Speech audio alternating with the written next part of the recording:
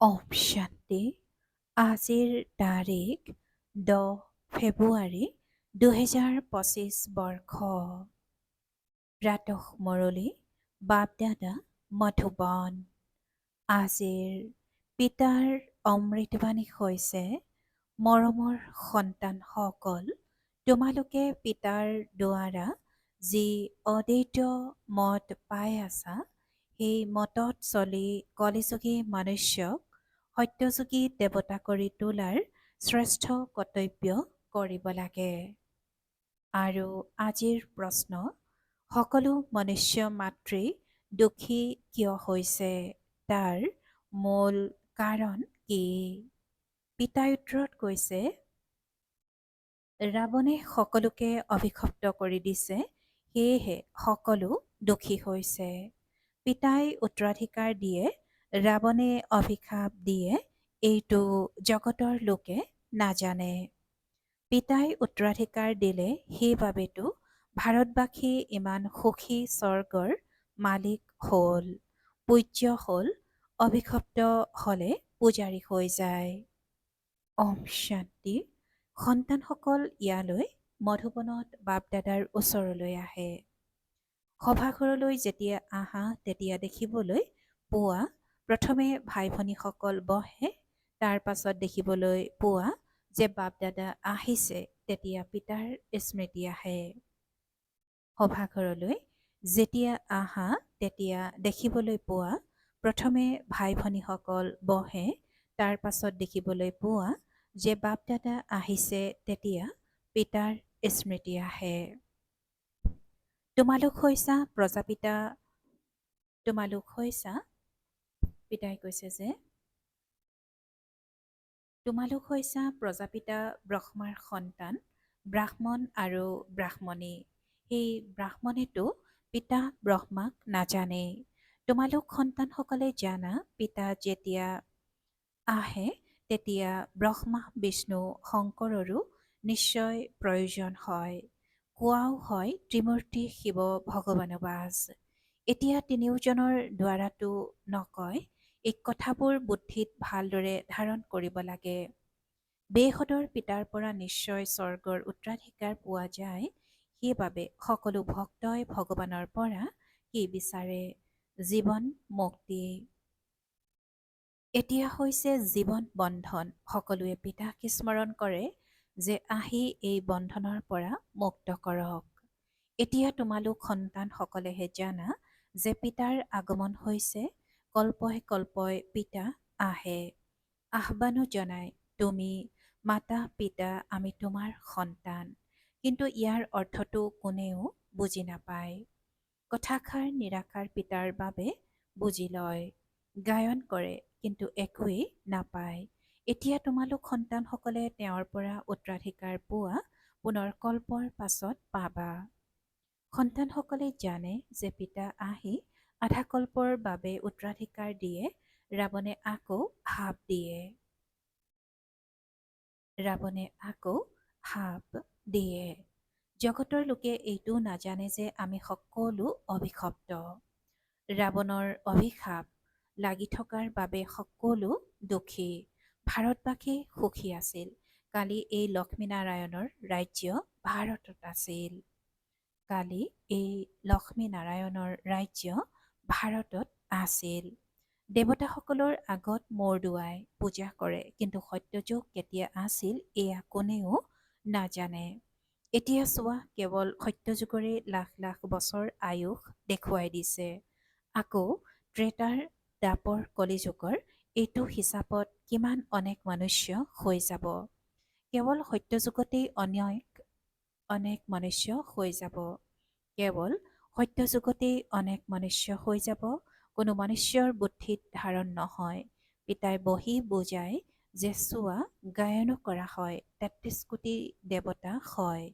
এনেকৈ জানো লাখ লাখ বছৰত হ'ব পাৰে? গতিকে এয়াও মনুষ্যক বুজাব লাগে। তোমালোকে এতিয়া বুজি পোৱা যে বাবাই আমাক স্বচ্ছ বুদ্ধিৰ কৰি তোলে। পিতাই কৈছে যে তোমালোকে এতিয়া বুজি পোৱা যে বাবাই আমাক স্বচ্ছ বুদ্ধিৰ কৰি তোলে। ৰাৱণে মলিন বুদ্ধিৰ কৰি দিয়ে, মুখ্য কথা এইটোৱেই। সত্যযুগত পবিত্ৰ, ইয়াত হৈছে অপবিত্ৰ। এইটো কোনেও নাজানে যে ৰাম ৰাজ্য কেতিয়াৰ পৰা কেতিয়ালৈকে হয়, ৰাৱণ ৰাজ্য কেতিয়াৰ পৰা কেতিয়ালৈকে হয়। এনেকৈ ভাবে যে ইয়াতে ৰাম ৰাজ্যও আছে, ৰাৱণ ৰাজ্যও আছে। অনেক মত মতান্তৰ আছে নহয়, যিমান মনুষ্য সিমান মত। এতিয়া ইয়াত তোমালোক সন্তানসকলে অদ্বৈত মত পোৱা, যি পিতাইহে দিয়ে। এতিয়া তোমালোকে ব্ৰহ্মাৰ দ্বাৰা দেৱতা হৈ আছা। দেৱতাসকলৰ মহিমা গোৱা হয়, সৰ্বগুণ সম্পন্ন, ষোলকলা সম্পূৰ্ণ, সম্পূৰ্ণ নিৰ্বিকাৰী। হওঁতে তেওঁলোকো মনুষ্য, মনুষ্যৰ মহিমা কিয় গোৱা হয়? নিশ্চয় পাৰ্থক্য থাকিব নহয়। এতিয়া তোমালোক সন্তানসকলেও পুৰুষাৰ্থৰ ক্ৰমানুসৰি মনুষ্যক দেৱতা কৰি তোলাৰ কৰ্তব্য শিকা। পিতাই কৈছে যে এতিয়া তোমালোক সন্তানসকলেও পুৰুষাৰ্থৰ ক্ৰমানুসৰি মনুষ্যক দেৱতা কৰি তোলাৰ কৰ্তব্য শিকা। কলিযুগী মনুষ্যক সত্যযুগী দেৱতা কৰি তোলা, অৰ্থাৎ শান্তিধাম, ব্ৰহ্মাণ্ডৰ আৰু বিশ্বৰ মালিক কৰি তোলা। এয়াতো শান্তিধাম নহয়, ইয়াততো কৰ্ম নিশ্চয় কৰিব লাগে, আৰু সেইখন হ'ল মৰমৰ শান্তিৰ ঘৰ। এতিয়া তোমালোকে বুজি পোৱা, আমি আত্মাসকল মৰমৰ ঘৰ, ব্ৰহ্মাণ্ডৰ মালিক। তাত সুখ দুখৰ পৰা উপৰাম হৈ থাকা, আকৌ সত্যযুগত বিশ্বৰ মালিক হোৱা। এতিয়া তোমালোক সন্তানসকল লায়ক হৈ আছা। পিতাই কৈছে যে এতিয়া তোমালোক সন্তানসকল লায়ক হৈ আছা। সন্মুখত সঠিক লক্ষ্য উদ্দেশ্য আছে। তোমালোক সন্তানসকল হৈছা যোগ বলধাৰী, তেওঁলোক হ'ল বাহুবলধাৰী। তোমালোকো, পিতাই কৈছে যে তোমালোকো যুদ্ধক্ষেত্ৰত আছা, কিন্তু তোমালোক হৈছা দ্বৈত অহিংসক। পিতাই আজি কৈছে যে তোমালোক সন্তানসকল হৈছা যোগবলধাৰী আৰু তেওঁলোক হ'ল বাহুবলধাৰী। তোমালোকো যুদ্ধক্ষেত্ৰত আছা, কিন্তু তোমালোক হৈছা দ্বৈত অহিংসক। তেওঁলোক হ'ল হিংসক। হিংসা কাম কটাৰীক কোৱা হয়। সন্ন্যাসীসকলেও বুজি পায় এয়া হিংসা, সেয়েহে পবিত্ৰ হৈ থাকে। কিন্তু তোমালোকৰ বাহিৰে পিতাৰ সৈতে প্ৰীতি আন কাৰো নাই। প্ৰেমিক প্ৰেমিকাৰ পৰস্পৰ প্ৰীতি থাকে নহয়, সেই প্ৰেমিক প্ৰেমিকাৰটো এটা জন্মৰ বাবে গায়ন কৰা হয়। তোমালোক সকলো হৈছা মোৰ প্ৰেমিকা। ভক্তি মাৰ্গত মোক এজন প্ৰেমিকক স্মৰণ কৰি আহিছা। এতিয়া মই কওঁ, এই অন্তিম জন্ম কেৱল পবিত্ৰ হোৱা আৰু যথাৰ্থ ৰীতিৰে মোক স্মৰণ কৰা, তেতিয়া পাছলৈ স্মৰণ কৰাৰ পৰাই ৰেহাই পাবা। সত্যযুগত স্মৰণ কৰাৰ প্ৰয়োজনেই নাথাকিব। দুখত সকলোৱে স্মৰণ কৰে। এয়া হৈছে নৰক, এইখনকতো স্বৰ্গ বুলি কোৱা নহয়। ডাঙৰ ব্যক্তি যিসকল ধনৱান, তেওঁলোকে ভাবে আমাৰ কাৰণেতো ইয়াতেই স্বৰ্গ। বিমান আদি সকলো বৈভৱ আছে, কিমান যে অন্ধশ্ৰদ্ধাত থাকে। গায়নো কৰে, তুমি মাতা পিতা, আমি তোমাৰ সন্তান, কিন্তু একোৱেই বুজি নাপায়। কি ইমান সুখ পালে সেয়া কোনেও নাজানে। কথাটো আত্মাইহে কয় নহয়। তোমালোক আত্মাসকলে বুজা যে আমি অপাৰ সুখ পাম, তাৰ নামেই হ'ল স্বৰ্গ, সুখধাম। স্বৰ্গ সকলোৰে অতি মৰমৰ হয়। তোমালোকে এতিয়া জানা যে স্বৰ্গত কিমান হীৰা মুকুতাৰ মহল আছিল। ভক্তি মাৰ্গতো কিমান অগণন ধন আছিল, যে সোমনাথৰ মন্দিৰ নিৰ্মাণ কৰিছে। প্ৰতিখন চিত্ৰ লাখ টকাৰ মূল্য আছিল। সেই সকলোবোৰ কলৈ গ'ল? কিমান লুটি লৈ গ'ল? মুছলমানসকলে লৈ গৈ মছজিদ আদিত লগালে। ইমান অগণন ধন আছিল। এতিয়া তোমালোক সন্তানসকলৰ বুদ্ধিত আছে যে আমি পিতাৰ দ্বাৰা পুনৰ স্বৰ্গৰ মালিক হওঁ। আমাৰ মহল সোণৰ হ'ব। দুৱাৰতো হীৰা মুকুতা খোদিত কৰা থাকিব। জৈনসকলৰ মন্দিৰো এনেকৈ সাজে। এতিয়া হীৰা আদিতো নাই, যি আগতে আছিল। এতিয়া তোমালোকে জানা যে আমি পিতাৰ পৰা স্বৰ্গৰ উত্তৰাধিকাৰ লৈ আছো। শিৱ বাবা আহেও ভাৰতলৈকে। ভাৰততেহে শিৱ ভগৱানৰ পৰা স্বৰ্গৰ উত্তৰাধিকাৰ পায়। ভাৰতেহে শিৱ ভগৱানৰ পৰা স্বৰ্গৰ উত্তৰাধিকাৰ পায়। খ্ৰীষ্টিয়ানেও কয় যীশুখ্ৰীষ্টৰ ৩,০০০ বছৰ পূৰ্বে ভাৰত স্বৰ্গ আছিল। কোনে ৰাজ্য কৰিছিল এয়া কোনেও নাজানে। বাকী এইটো বুজি পায় যে ভাৰত অতি প্ৰাচীন, তেন্তে ইয়াতেই স্বৰ্গ আছিল নহয়। পিতাক কয়ও স্বৰ্গীয় ঈশ্বৰ পিতা অৰ্থাৎ স্বৰ্গ স্থাপনা কৰোতা পিতা। নিশ্চয় পিতা আহে, তেতিয়া তোমালোক স্বৰ্গৰ মালিক হোৱা। প্ৰত্যেক ৫,০০০ বছৰৰ পাছত স্বৰ্গৰ মালিক হোৱা, আকৌ আধাকল্পৰ পাছত ৰাৱণ ৰাজ্য আৰম্ভ হয়। চিত্ৰত এনেকৈ স্পষ্ট কৰি দেখুওৱা যাতে বুদ্ধিৰ পৰা লাখ লাখ বছৰৰ কথা আঁতৰি যায়। লক্ষ্মী নাৰায়ণ কোনো এজন নহয়, এওঁলোকৰ ৰাজবংশ হ'ব, পাছলৈ তেওঁলোকৰ সন্তান ৰজা হয়। ৰজাটো বহুত হয়, গোটেই মালা বনাই থোৱা আছে।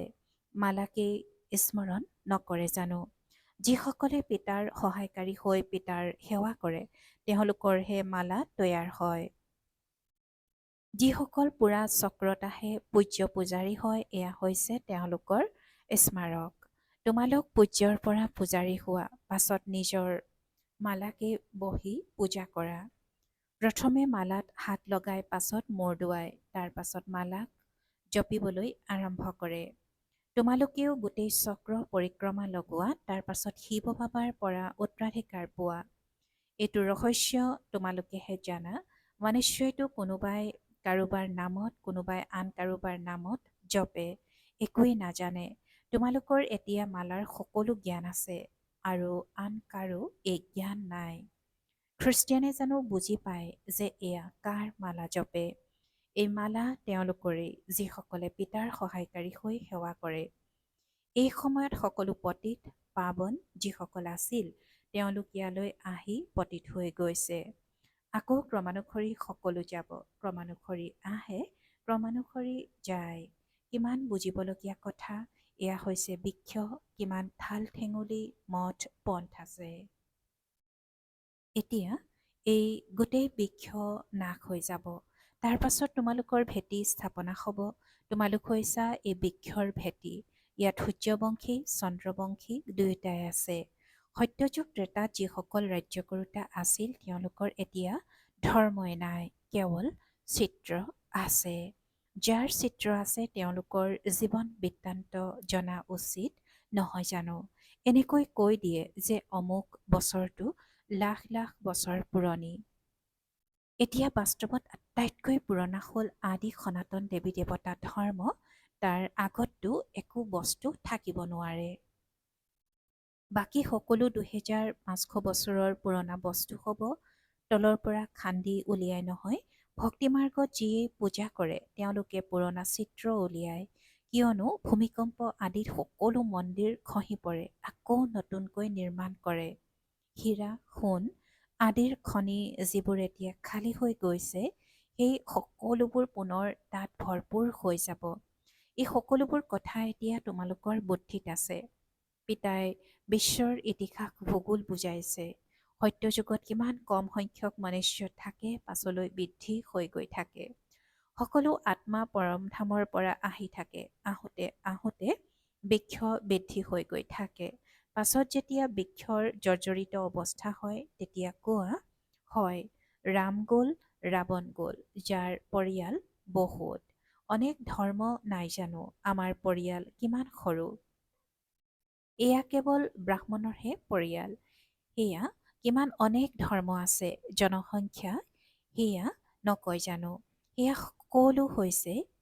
সকলো হৈছে ৰাৱণ সম্প্ৰদায়। এই সকলো যাব, বাকী অল্লভহে থাকিব। ৰাৱণ সম্প্ৰদায় স্বৰ্গলৈ নাহে, সকলো মুক্তিধামত থাকিব। বাকী তোমালোক যিসকলে পঢ়া, তেওঁলোক ক্ৰমানুসৰি স্বৰ্গলৈ আহিব। এতিয়া তোমালোক সন্তানসকলে বুজিছা যে কেনেকৈ সেয়া নিৰাকাৰী বৃক্ষ। এয়া হৈছে মনুষ্য সৃষ্টিৰ বৃক্ষ। এয়া তোমালোকৰ বুদ্ধিত আছে।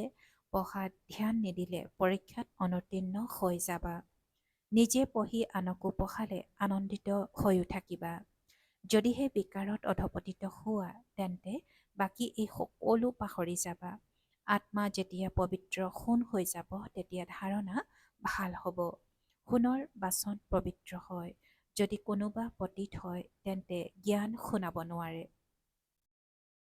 তোমালোক এতিয়া সন্মুখত বহি আছা, এইটো জানা যে ঈশ্বৰ পিতা শিৱ বাবাই আমাক আত্মাসকলক পঢ়াই আছে।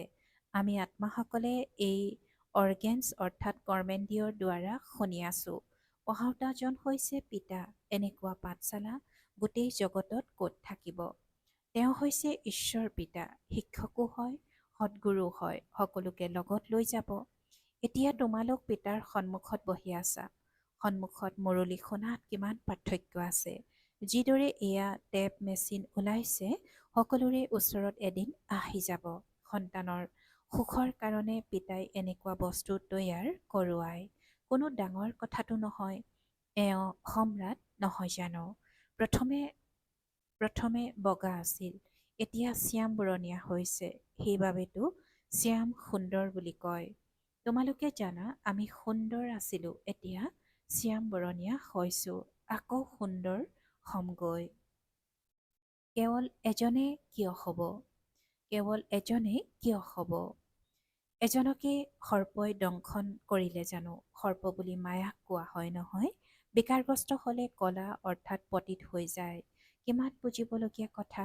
বেহদৰ পিতাই কয়, গৃহস্থালীত থাকি এই অন্তিম জন্ম মোৰ কাৰণে পবিত্ৰ হোৱা।